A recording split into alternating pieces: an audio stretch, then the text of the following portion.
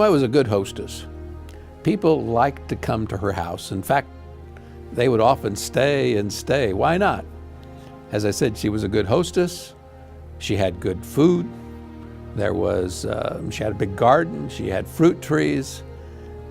So people would come and stay. And meals were special times at Ellen White's home. Especially in the later years of her life, she had a cook because she was doing so many things and she had a big staff. So she had someone who would prepare the meals so that Ellen White didn't have to do the cooking herself. Now, there were some rules at Ellen White's house that made it very pleasant when you came together to eat. One rule was nothing unpleasant is to be brought to the table. Ellen White's view was you have all day to talk about your problems. If you're having a bad day, well, we could talk about it, but not at the meal table. So if you rule out any kind of negative conversation, you automatically have nice conversation during a meal.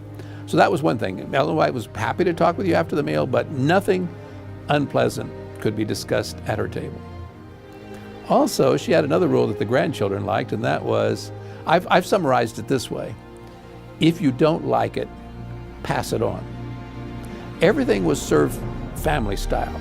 So the cook would bring in a bowl of potatoes or corn or beans or whatever, peas, whatever, and it would be passed around. And Ellen White had a rule: if you don't like something, don't say, yuck, I don't want carrots today. Just pass it on. There's going to be more food coming. And as the granddaughter that was telling me about this rule said, this was Grace, said, there was good food at Grandma's house. So there was going to be plenty of food. If you don't want it, just pass it on. So no wonder people like to come and stay, because, as I say, she was a good conversationalist, a good hostess.